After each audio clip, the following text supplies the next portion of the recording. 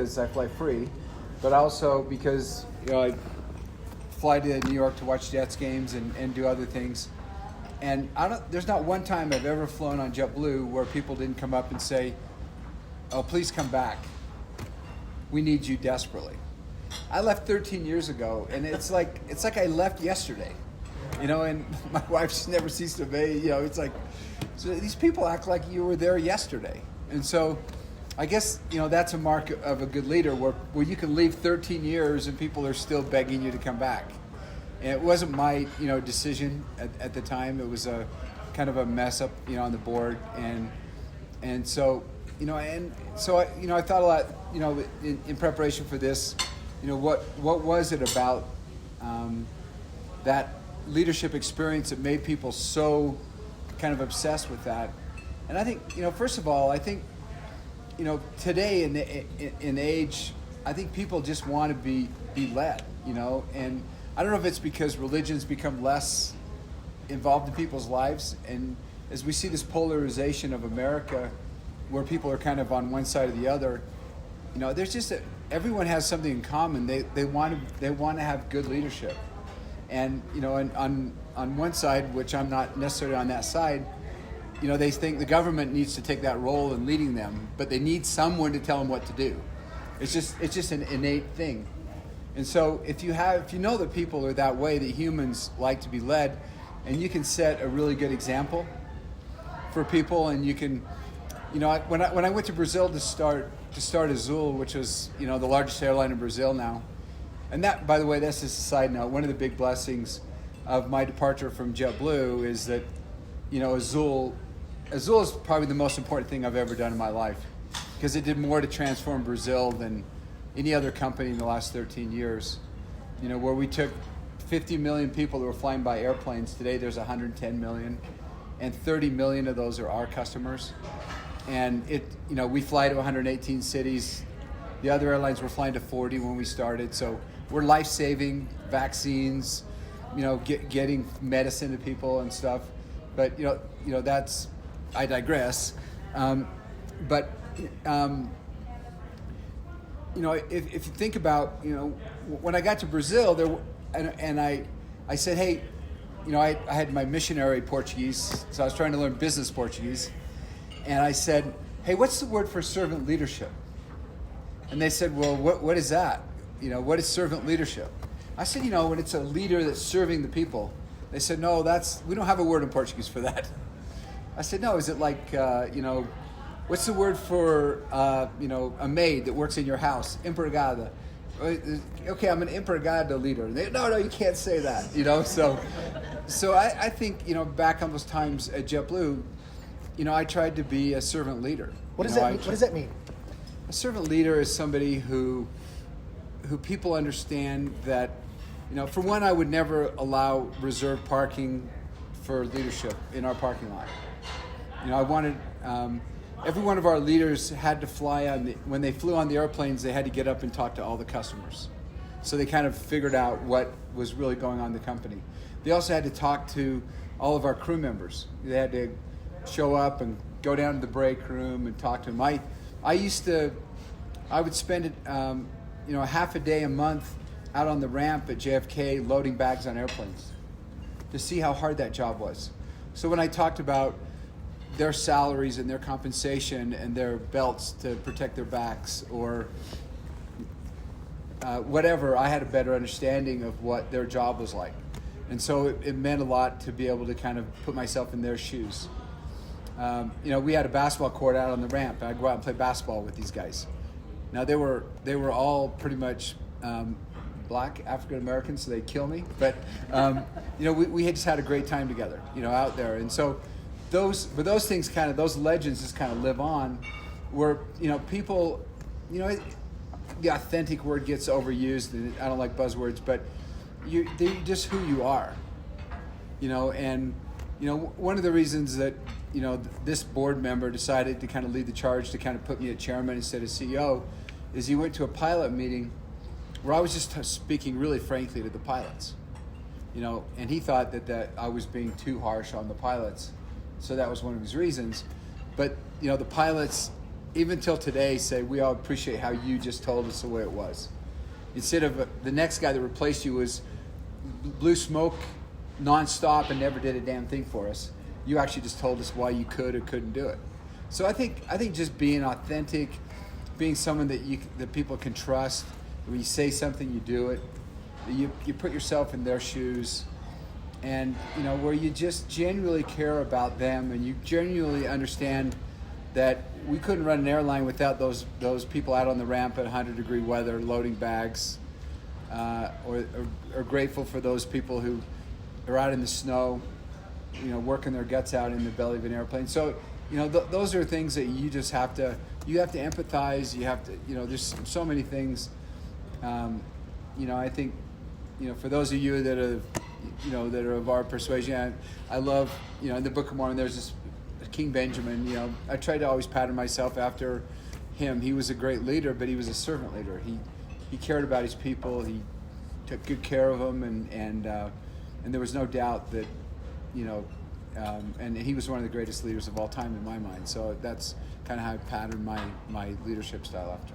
So going back to the early days of putting together your offering, the kind of leader that you would be, who were the mentors that you looked up to?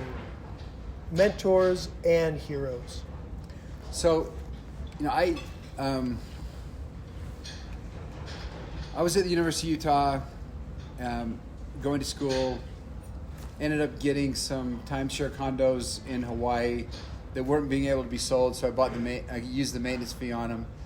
I agreed to pay the owners the maintenance fee if I could just rent them out. So I started running little ads in the newspaper. Every time I would rent one out, I'd make a couple $100. Next thing you know, I was doing 5 a day. I was making $1,000 a day in college. And so I decided to turn this into a business. And so I started putting airfare with it and doing a package business, and bought airfare from these airlines off the West Coast going to Hawaii, and people were driving back and forth. And so I built this business. It was doing about $8 million a year, and then I dropped out of college. And then all of a sudden the airlines went out of business, and I was out of business. So there was a lady that called me up at that time. Her name was June Morris, and she just recently passed away. I was at her funeral, and I had a chance to relive a lot of this stuff. So June was in the travel business here in Utah. Her husband was a guy who helped finance all of her stuff, and he was a great guy. And so we built this business up, Morris Air, and I ran it, and she was kind of my, in a sense, kept me on the straight and narrow from doing too many crazy things. And then we sold that business to Southwest Airlines. It was the only airline that Southwest Airlines had ever purchased. And so I went to work at Southwest, and only lasted there about 5 months because Herb said, "You've driven everybody so crazy." But I had a great experience with Herb Kelleher at Southwest. And I learned a lot during that 5-month period of time. And one of the things I learned is, in addition to the business model and how you could buy new airplanes and it was cheaper than buying old and all that kind of stuff that I used at JetBlue, but I just learned that you just take care of your people. And he was a great leader. And so, the walls of the headquarters of Southwest Airlines were just full of pictures of all people doing their work and having parties and celebrations. And so I learned that and we had some of this at Morris Air, but it really solidified in me that, Herb used to get up and Herb, passed away a couple of years ago. I don't know how he lived to be 88 or 89. He smoked 4 packs of cigarettes a day and drank a quart of wild turkey, but he would have lived to be 150 had he not done that, probably. He died of emphysema.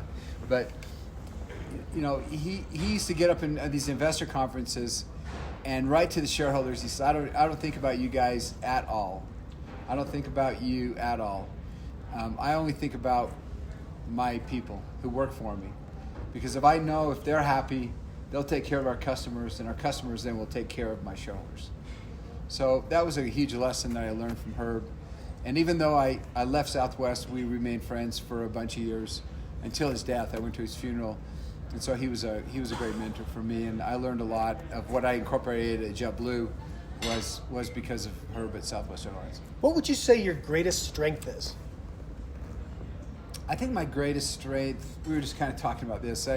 I figured out, and a lot of you CEO types have this great malady. I figured out at 33 when I left Southwest.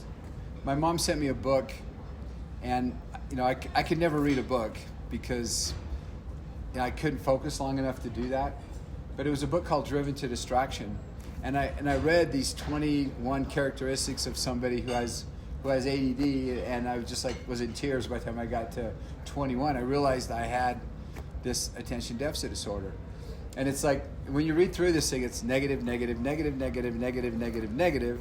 Then you get to the bottom thing, and it says, but in all this chaos and disorganization and inability to get things done, there's this unusual ability to hyper-focus. And when someone who has this can hyper-focus on something, they become the best in the whole world at it. And so my brand of ADD, I have the ability to kind of look at a very complicated problem, and I can simplify it, and I can also prioritize it in my own mind, which is the most important thing that we have to get down. I call it the MIN principle. And so go into that.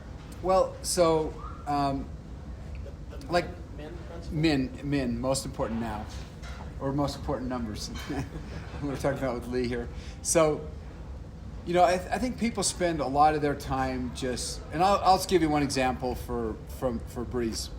Breeze is the new airline we have flying, and this is an airline that started up right in the middle of the pandemic, and 2 months into our first flight, we had hardly no revenue at all, and we raised $200 million at $1 billion valuation. So our company went from zero to $1 billion in valuation, really quickly. And so it's a really credit, I guess, my reputation, but also the team that are doing a lot of great work. So yesterday I'm in our management meeting, and we've been toiling with this issue of a flight simulator. And one of the big challenges we have, because all the big airlines during COVID gave early out retirement to all of their oldest pilots, and they lost 5,800 pilots. So going into COVID, there was already a pilot shortage. And so those 5,800 pilots now, as people are getting back to where they were pre-COVID, Azul's at 50% above pre-COVID levels in Brazil. We're killing it in Brazil right now. But then they've got to steal from all the regional airlines. And all the regional airlines then have to backfill with a bunch of other pilots. But the aircraft we fly at Breeze is the same aircraft that all the regionals fly. We have a bigger version of it. So there's no sim time to train any pilots. And so we're growing. We don't have any sim time. The closest thing we have is Japan to get our pilots trained. So we need a simulator. And these simulators cost, we have $300 million in the bank, and the simulator costs $5 million. So guys, is this an IQ? Well, let's go buy a simulator. And so there's one in Aeromexico in Mexico. And these guys have been messing around with this for 2 months. And, I kind of just stopped the meeting and said, pick up the phone, call flight safety, tell them we bought the simulator.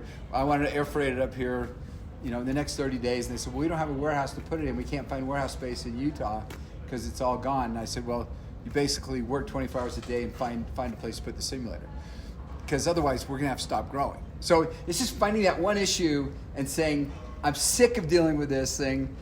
Get it done today. Let's have it tomorrow. Because you think that something's pretty basic, but sometimes some of the smartest people will sit and do analyze and analysis by paralysis, and being able to kind of find an issue, deal with it, get it resolved quickly is just kind of. I remember the first time when I was running Morris Air, we had head of our reservations went down to Miami. And she came back and said, hey, we can do reservations in home. We don't need to have people in call centers, and we can hire people to work in a call center. So I said, well, okay, get the people at home then. 30 days went by, and I said, how many people have in the home? And she said, nobody. And I said, you got 30 days to get people in the home. And found out these people were 30% more productive. We were easy to hire. We could hire as many as we wanted to. They were totally plentiful. So just finding that one idea, making it happen. Today, JetBlue, every single person works in their home. Nobody works in a call center. At Breeze, you can't even call us. but you can message us and we get back to you in less than 10 minutes instead of waiting on hold for Delta for 4 hours. So, finding that contactless call center. I remember the first time someone walked in with a brochure and said, I think we can put a live television on an airplane because they're doing it on corporate jets. And so I said, that's it. Let's go put all live TV on JetBlue airplanes. So thank you. It's just finding, thank you, by the way. It's just finding that thing, and they just realizing what's important, and the most important now that would be the biggest impact. And that's really, one of the major reasons that it made JetBlue is because we had live TV on every single airplane, and nobody else had it, and that helped us to grow and be more profitable. And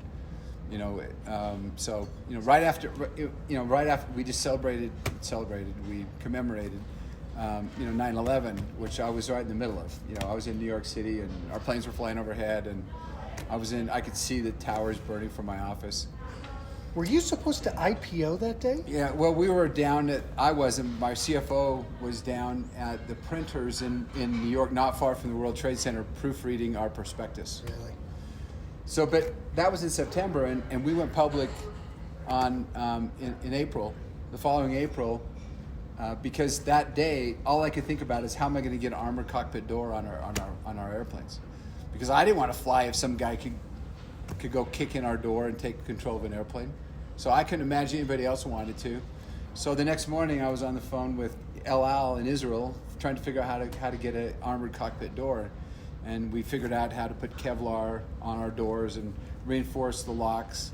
And we were the first airline, and we ran a big ad in the New York Times that said, we know you're hurting, so are we, but just want to let you know when you're ready to fly again, we're ready here with our armored cockpit doors, and we'll protect you. And so we went public in April, raised $135 million, started the airline, and the IPO was in April for $1.7 billion. The price closed at $1.7 billion on the first day. So it's just finding that, that's the Min principle. Finding that one thing to make a huge difference in your business and then make it happen. So two observations. One, there's a tremendous amount of humility in your approach because you come to leadership knowing your weakness and being open publicly about where you're weak. The other interesting thing is you've mentioned a few things where ideas came from those that are around you.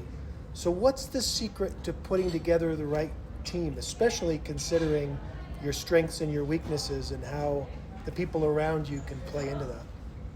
I mean, just one more innovative story. I was at Morris Air, and one of the guys walked up and says, we got a whole room full of people downstairs stuffing and mailing tickets. Why don't we just, his idea was to mail something that was an auto fold machine that we could mail out to people. I said, why do we need that? Why don't we just give them a confirmation number over the phone? And then we developed the whole technology to be able to do that, and we became the first ticketless airline in the world, because of that. And Southwest, it helped Southwest enormously. And they're in the Smithsonian as the first ticketless airline. But having ADD is a good thing. I remember I was lecturing at Harvard in front of a bunch of educators, and I told them if I could take a magic pill and not have any more ADD, I wouldn't take it because I'd be afraid I'd be like the rest of them. I don't know if they took offense or not, probably so, but that's, and when I first got to JetBlue and I started talking about my ADD, and I hadn't been officially diagnosed, I just knew that I had it. And the author of the Driven to Distraction book called me up and said, do you want to be officially diagnosed? And he came to see me, and as he was leaving, I said, well, doctor, and he goes, oh yeah, big time. so I got that going for me. Ned Hallowell, who just recently diagnosed Eva's son too with ADD. He'd been struggling, and now he's got more purpose because he understands it. But my PR department was like ex-nay on the ADDA. You shouldn't show weakness, but I thought it was really important to be able to talk about it because it's a matter of life and death for some people. In his latest book, Hallowell talks about how the boardrooms, the CEOs are full of ADD people, and so are the prisons. And a lot of suicide and a lot of other things if you're misunderstood. Had a flight attendant come talk to me one time and say that her dad married married this lady, and they had 2 kids, and one was very studious, got into Princeton, and the other one just couldn't cut it. But he was really gregarious and outgoing, and he ended up committing suicide because he disappointed his mom. And so I'm just talking about, because I know we got a lot of this in this room, and so she said 1,200 kids came to these kids' funeral. And I said, if his mother would have understood it, he would have been the CEO of the company, and his brother would have worked for him. He would, because I always say that A students work for B students, C students run the companies, and D students dedicate all the buildings. So it's not always the case, but it's at least it's fun for me to say, because I was a C student. But I surround myself with people that complement what I have, and and you have to have an open door, kind of we call it pushback. I need pushback, and so you need to be able to, if 8 things I say are brilliant and 2 are completely idiotic, you have to understand what the 2 things are, and people have to come at you with facts and data, we call it, proving that will never work and you can't do it. So your team feels comfortable saying that's a terrible idea. Yeah, absolutely. Yeah, absolutely.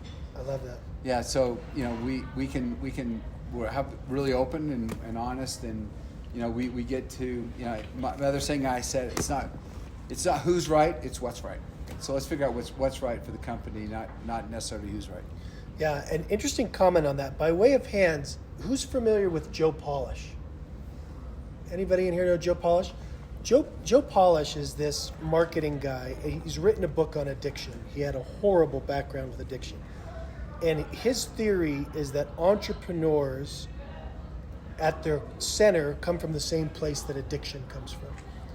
And that all of these other challenges, attention deficit, depression, anxiety, they're all coming from a very similar place. And to know that allows you to get out ahead of it. An interesting, just sort of side note on parenting, for people who have kids that have ADD challenges, and from someone that has been open about it and has been very successful, what do you recommend to parents if their kids fit this? Yeah, this I mean, first of all, I have 10 kids, and 5 have ADD and 5 don't, and it's just so apparent who has it and who doesn't. And so, growing up in Utah, if I would have said to my dad, "Hey, Dad, I'd like to go to Middlebury," back in New York, and tuition's only $65,000 a year, he would have said, "Are you freaking out of your mind?" I mean, he took out student loans at $800 for me to go to the University of Utah, because we were broke growing up. And so education, and then my brother went to the University of Utah and then went to Georgetown Law School. So, it's not that you can't, get there, but when you get to the East, and it was the same thing in Newport Beach where my wife raised her family.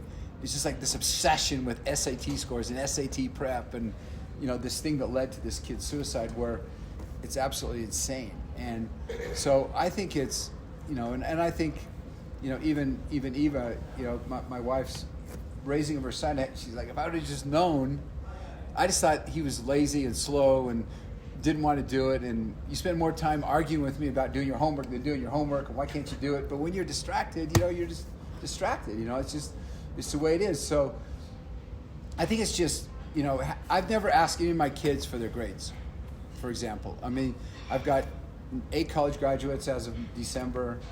The 9th will graduate next year, and then the 10th is 11. I know Dylan's going to graduate from college, probably medical school or something. So, but I've never put pressure on them, to do. I just said, do your best. That's all you're going to do is do your best. And some of them take, some medication, some don't. And it's just, they have to kind of find their own way. I got, Karl Rove, who used to work for, President Bush. He called me up one day, and that guy's got ADD off the charts. He went to high school here, actually, at Olympus High School, and he called me up and said, "Can you come for a fundraiser for what's called the Lab School in Washington D.C.?" So I went to the White House. I met with him there, and I went over to this Lab School, and it was the coolest school ever. And if every ADD kid could go to this school, everything was visual. they took me in, and the art, it was just amazing visual arts, but then you went into like the world history class, and they were building a medieval castle. And, they could see all of the parts of the medieval castle, and then they would test them on that after they learned it by building this castle, and they would score at the top, So it's just a different way of learning that you have, kind of listening as opposed to reading, or building as opposed to reading. So the problem is with someone with ADD, when they read and it's not their area of hyperfocus, if it's area of hyperfocus, they devour everything. They can read no matter what. They just can't get enough. But if it's not, they can read a page and tell you all the things they thought about why that page, except what was on that page. It's like, I was thinking about this and that and the other. So it's just finding different ways. And unfortunately, most educators wouldn't be educators if they had ADD, so they don't have it. So they don't really understand it. And so you just have to find a different way of learning. And then these kids, 98% of them go to college and are great successes. One of my favorite stories, there's this book called If I Get to Five, and I met this amazing neurosurgeon and back in Greenwich, Connecticut, and I was on the board of this organization that kids with learning differences, ADD, and he tried his hardest to get into medical school. He couldn't get into medical school, couldn't get in. His grades weren't good enough, and his test scores weren't good enough. And he just wouldn't quit. He just wanted to go to medical school so bad. And he finally got in. He went to NYU, became a neurosurgeon. And with his ADD and his creative brain, he figured out how to solve this thing of children's tumors that were always terminal. He figured out a way to go in and liquefy them and take them out. And this book was, If I Get to Five, was one of his patients that said, if I get to five, I want to do this and this and this. And so because you got this ADD guy in there, he solved a problem that all these really smart people could never solve because he just looked at the world differently than everybody else. So I've known you for several years, and you're very well read. You're very current. Have you trained yourself to be able to read on a certain level, or do you? I listen. Do you listen? You're Audible. You're an Audible guy. Audible, YouTube videos, podcasts, all that stuff. I can't get enough of this stuff that I can listen to, but it's really hard for me to read it. If I have to read it, if it's a book, I can listen to it, but I can't read it. I can't tell you one book that I read in high school. I don't think I read a single book the whole time I was in high school. And when I came out of high school, I was functionally illiterate. I couldn't read. I couldn't write. I think I scored, a 16 or 18 on the ACT. I scored 9 in English. My counselor said, had you just marked C on every answer, you would have got a 12. So, that's how I was. I've taught myself, how to write now, and my wife thinks I'm a decent writer. But you learn things, but no, it's mainly all listening. What books do you recommend? I mean, the short books, I love Malcolm Gladwell. I think he's a really interesting guy. So the first book I ever read from him or listened to was Tipping Point. And that was great for JetBlue, as you talk about how things spread virally. And that was great for our business because that's how we grew so much. I love Outliers. Outliers got some really good stuff in about the 10,000 hour rule and talks a lot about pilots and command in the cockpit and how, in Korea you could have a captain flying right into a mountain. The first officer would say nothing about it. And that's a big issue in Brazil. So we had to solve that problem or we would have had, had one of the worst safety records of anywhere in the country because of that command structure. Can I ask you about that? So in Brazil, where you're having a different culture, how do you approach that as a leader? Well, it was interesting because, I was petrified of going down there for a lot of reasons. I thought corruption would be really hard. I thought safety was going to be a really big issue. I was worried about bringing too many Americans and not having the Brazilian culture. And so we had to blend these two management teams. The current CEO, who was my CFO, was at JetBlue. He had served his mission in Portugal, so he spoke Portuguese, kind of weird Portuguese, but he learned how to speak Brazilian Portuguese. Another guy was, Harvard MBA guy and dated a Brazilian girl, so he knew some Portuguese, and he was a pretty smart guy, so he could pick it up. so we got down there, and it was great to see the blending of these teams. But then also brought a guy from JetBlue who was a Top Gun instructor, who was all into pilot training. And so we created what we call the padrón, a standard. And we said to our pilots, this is the standard. If you leave the standard, we'll fire you on the same day.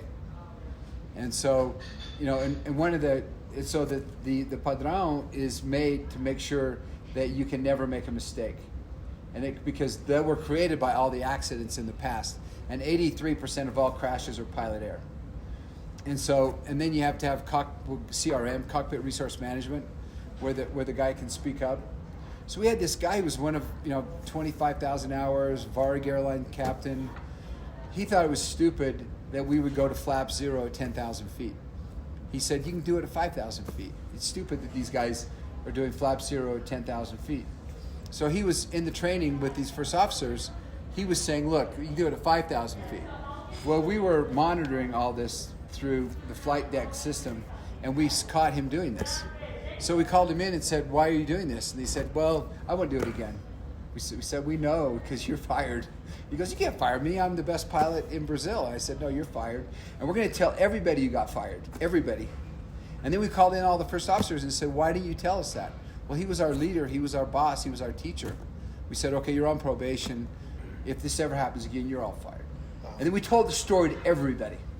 You leave the padrón, you get fired. But Sun Tzu.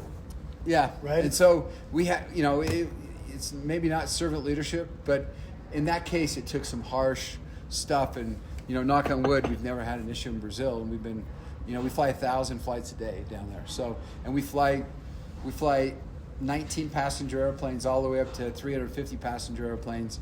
And in some places, we got to buzz the runway to get all the animals off it before we can land in the Amazon. So, but it's, creating that safety culture was critical. But you had to do that. Yeah. I mean, the kind and gentle approach would not have solved that problem. Not with safety, Safety is, Not we negotiable. have principles are always safety is the number one principle. At JetBlue, it's safety, caring, fun, integrity, and passion. But safety is always there. Breeze safety. At Azul safety. It's always the top of the pyramid. Now, Lee, I think we talked about a question you had about safety. Do you want to bring that up? Yeah, safety and maintenance. So how do you think about that in creating the right maintenance organization? Yeah, so we have, in the infrastructure of an airline, the safety department doesn't report to the chief operating officer. He reports to the CEO of the company.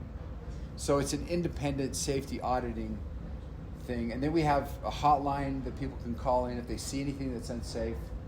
They can do it.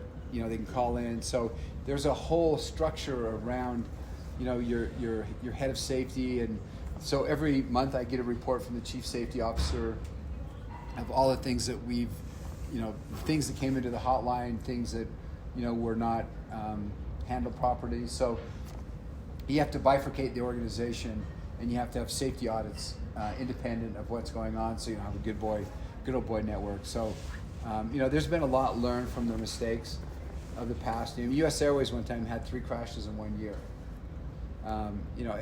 Interesting story. I was one time, I was just kind of messing around the internet, and I was a big Beverly Hillbillies fan growing up. I just thought, I watched too much TV because I had ADD, and I had Gilligan's Island, Beverly Hillbillies. They were my go-tos.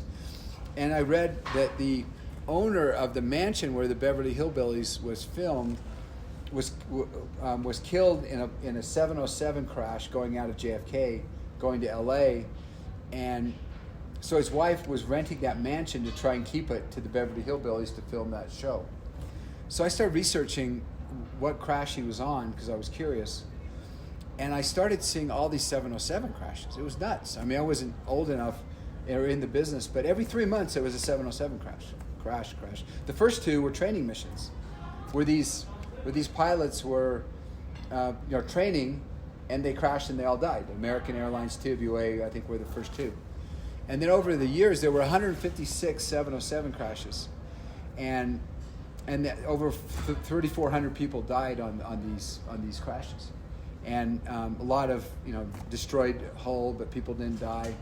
Well, right around that time when all this was going on, there was a captain at Pan American Airlines named Al Yulchi.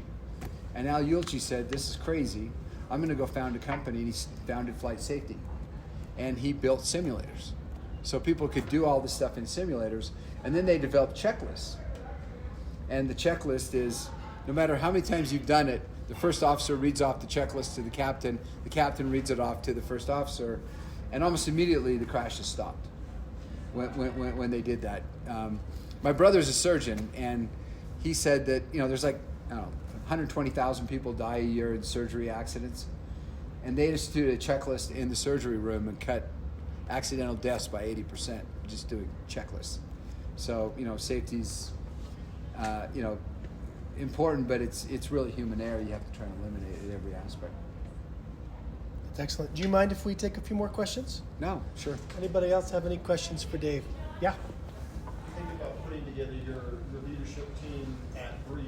Is it former Azul? Is it former JetBlue? Or are you looking for a new kind of breed of young and hungry people who are just wanting to go forward and that kind of thing? What kind of combination about how you thought about putting together that team? Yes, all of the above. So I have the operations team is heavily skewed with JetBlue people. The Azul people, I just say stay in Brazil. You got a bucking Bronco. You can't leave that, and it's an amazing company, Azul. But I've got some JetBlue, and then the model that we're flying at Breeze is more akin to Allegiant. A lot of you fly Allegiant, out of Mesa Airport, and so my CFO is from Allegiant. He was head of FP&A at Allegiant. My chief commercial officer is from Allegiant. So it's new and improved. It's Allegiant, new and improved. With good service. Good service.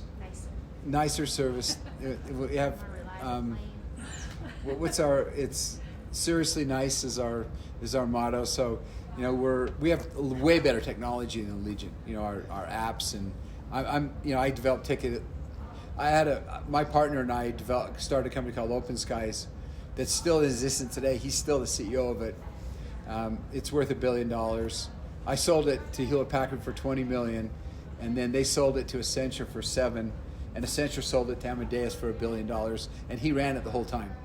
And when it happened, I called him up, "Dave, how much money did you make?" He goes, "Nothing. Remember, we sold the company. We tried to buy it back for $7 million, but it does all ticketless reservation systems for all the airlines. So we developed all of our apps and all really great stuff. So I think just blending that mixture, and one of the hardest things about being in business is creating a culture where you have some people you just love and think they're amazing, and they kind of Peter Principle out a little bit. The company outgrows them and they can't deal with it. And if you build a great company culture and people are like, "Wow, this is my life. I love working here," and it's like, it's not working out. You need to go. That's tragic, but you have to do it, to keep the company going ahead. And so, we're having to, make a few of those adjustments, but, it's just getting the right people in the right spot. And I think one of the things I learned from Azul is that I've got 4 major management guys that run that: the CEO, the CFO, the chief commercial officer, and then the chief kind of takes care of all customer service and 3 of them are Americans, one's Brazilian, but they're like best friends. Their families hang out together. How else could you take 3 Americans and have them live in Brazil for 12 years? They're kind of King Tut down there. They fly back and forth for free, and one has a home here in Utah, and one has 2 homes in Orlando. One lives in, family lives in Houston, so they go back and forth. But they have a great culture of working together. You have to want to go to work. It has to be fun. And so that's really one of the things that you have to have people that respect each other, that can push back against each other. And if that isn't working, then you have to figure out why and maybe replace somebody who makes sure that can continue to happen. That's great. Randy? Yeah. Dave, it's good to see you. What do you want to be remembered for? I think I want to be, we have this mantra down at, we had a JetBlue, Azul, it's really big. We want this to be the best job you've ever had. So I think, I just want to leave the world a little better place. I want people, you know, every time I fly in JetBlue, I stick my head in the cockpit, say hi to the pilots. And, you know, we were coming back from New York Monday morning, and after the Jets game, but that's another topic. Why are you so interested in the Jets, Dave? My nephew's a quarterback, so but he'll do good this week. We'll see if he can avoid Vaughn. What's his name's Rush, but and he just said, you know, that you changed my life. You know, I live on Long Island. I raise my kids, and he said, thank you so much. Without you, my life's so much better because of you, and that means everything to me. You know, there are all these people that can fly in Brazil. The reason I'm so much more prouder of Brazil, it's the largest airline in Brazil now, and we just do so much good down there. You know, we distribute vaccines. We, you know, like I said earlier, medical supplies. We have 50,000 people that work for us. It's the best job we've ever had. We change their lives. So I think just changing people's lives and making their lives better. That's a great question. Yeah. A parenting question. Yeah. I'd be curious to know how, so clearly you provide lots of opportunities for your 10 kids, very blessed life. How do you instill in them, well, two parts, how do you instill in them a work ethic to want to be self-made? And secondly, what have you done any advice for the rest of us on how to find work-life harmony? So the kids thing, you know, I've thought a lot about that lately, you know, because we have a blended family. I have 10 kids and I have 12 actually now. I have 2 step-kids. You know, my kids, I've been so blessed, you know, and I think it was probably just because, you know, their mother was great, a great mother, and I just kind of, you know, I always joke that I hate golf and I hate people who golf. And I didn't really have any friends. My friends were my kids. And not that I was a friend to them, I was still a father to them, but I never, ever was away on weekends. I was always with my kids all the time, and it was sacred to me. Even when I was going to Brazil every week to start Azul or going to Portugal to do the tap thing, I was always home all the time. And if my kids had an important parent-teacher meeting or a game or something, I just didn't go, and I always put them number one priority. So that was something. I'm part of this organization called Conquistadors, where all the CEOs get together twice a year, and it goes into Saturday, and I used to hate it because I didn't want to be away on a Saturday from my kids. So I think just them knowing that, you know, Dad's always there if we really need him, it was really important. And then raising these kids, you know, it was in New Canaan, Connecticut, is where all we moved to start JetBlue, 9 kids. My youngest was 2 months old. The oldest was just entering her senior year of high school. And, you know, they're in an environment where, you know, scholastics are important, but also just a lot of kind of rich kids, you know, and I don't know, they just, through luck or just through maybe good parenting or whatever, they all just kind of learned how to work on their own. And every time we'd talk to one of the parents of their friends, they say, well, when your daughter comes over here, she always does the dishes. You know, why does she do that? You know, and we'd say, why don't you do the dishes around here? But, you know, they just learned the value of work. I always joke that, you know, we had 3.5 acres, and so my sons couldn't really mow the lawn. It was just way too big, so we got that done. But we had some neighbors in our ward that made their kids work every Saturday. And so I'd say, where's Sterling today? Oh, he has to work all day in the yard. Well, those kids all grew up to be doctors and lawyers, and my son grew up to be a farmer because he didn't get. If I didn't let him mow the lawn, he would have not been a farmer. But he runs. I don't know if any of you have heard Ballerina Farm. So Ballerina Farm is this crazy successful, where my daughter-in-law was a ballerina at Juilliard, and so they have 6 kids, and they have this wild, crazy following on Instagram, and they make a ton of money just selling meat and selling shirts and selling all the stuff that's over in Camas.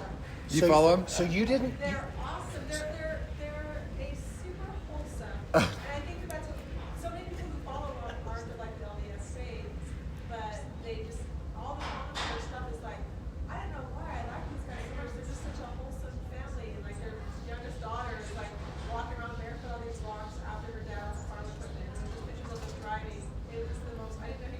And Yeah, that's my son. he's rebelling because you didn't have I had to him make him mow the lawn. dang lawn. So How about now that? he works his guts out every day, works That's hard. hard. You know, That's you so can good. see it on the Instagram. It's But the most endearing family. She posts all the time.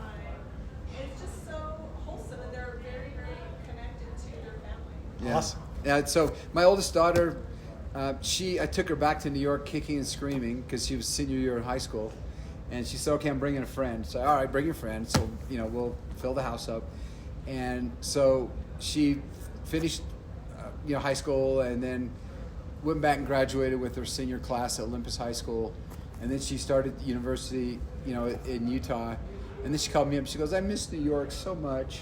I've applied to FIT, the Fashion Institute." And so she went back and lived in New York for 20 years, and now she has a shoe company, has 6 kids, lives in Holiday now. But, she runs a company called Cecilia in New York, which is a really successful shoe company. So it's just letting the kids find their own way and making them work, And, it's always, I think that what I would say is you got to figure out how to give them a hand up instead of a handout. And so my kids... I paid for their college and while they were in college, but if they wanted to do anything else, they had to work for it. So it's that delicate balance of not creating spoiled, entitled kids, which is really the key. And I haven't, thank goodness. So It's awesome. Let's do one more question. We have one more question. Yeah. yeah. But I think that, for parents, when I was a little girl, the one thing that my mom really instilled into me is how to recalibrate quickly, right? So she said that's the most important thing. How fast do you recalibrate? So last night I read your story, I think it was a march in Park City, that you were looping the slopes, and I was like, oh, that's my husband, because we're both ADD, happen to be 2 ADD people in the house together. Yes. So when you said you went 8 times, I was like, oh, that sounds familiar. And for the past years, I've actually been going through something, what you did. I founded a $100 million company myself. I've been in payments since I was 18. And 2 of my business partners ended up, our lawyer put a line in there that really screwed me. And within a second, him and I looked at each other and we said, let's recalibrate, rebuild this thing. And we rebuilt it so quickly. And while that other thing, like being able to compartmentalize something that's going on in the background, I think is so important for business people to be able to just put that in the background. And so I actually didn't have a comment. I just wanted No, that's to say great. that I read that story and I told him last night, I even screenshotted it and I said, I'm like, I just had to hear that last night. But I think that for everyone in this room, when you have, and we don't have kids, but teach your children how to recalibrate, right? Because that's what you have to do, and anything that pushes you back, you could come back, and I think you said you put your foot on the pedal and you went 1,000,000 miles an hour, and and you do get that pleasure of looking back at, I think you said looking back at JetBlue's stock or whatever it was, and it gave you a little bit of, something in there, so just, it was amazing to read your story. Yeah, I mean, it's interesting. I mean, the article, so our house is just right here on the ski slope. So if I have a 10 o'clock call and there's a powdery day, then I can go, this is Mountaineer lift here. It's really steep, but it's kind of short. So I can make 10 runs in an hour, just going up and down as fast as I can go. And then run in for the conference call. But, I can't even tell you, JetBlue was a devastating thing. I mean, I built this great company. I worked my guts out, and we had this one event where, and these idiots on the board started thinking of founder syndrome. We need to bring professional people in. Nobody cared about that company more than I did. And the stock was up, and I had the best reviews from the board ever in January. And then by March, I was chairman. I was already chairman, but they wanted to take me from the day to day, and it was completely devastating. I mean, it was the wrong decision. First of all, it's been wrong ever since. But I wrote a letter, an email and then I decided to leave the board. And I wrote an email to all the people at JetBlue, and I just said, I've taught you all. It's not really what happens to it; it's how you deal with it, how you recalibrate. And so I've decided to go to the country of my birth and try and make a difference in the lives of those people down there. And as much as I'll miss you, I hope you keep things going. And So, I wrote that letter, and, they still talk about it today. But I went down and, I think, I guess I don't really believe things happen for a reason, but in this case, it really did. And because, JetBlue's still going. It's, not nearly as good as it would have been, I don't think, but it's still a really great company, and people are really grateful for what I did to start it. But then Azul is just transformational. I mean, it's something that, it's incredible what that company is in Brazil. So, you just have to, it's not what happens to you in life, it's how you deal with it and how you bounce back. And, unfortunately today we have this victim culture, where people want to blame everybody else for their problems, and they don't take responsibility.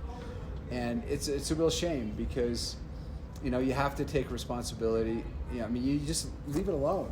Like, if you become a victim your whole life, then you never accomplish anything. So I was a victim, but I wasn't going to let that stop me. That's a wonderful place to stop. And I just want to say, on behalf of the entire group, you're one of the great ones. No. It was a pleasure to be with you this afternoon. Thank you.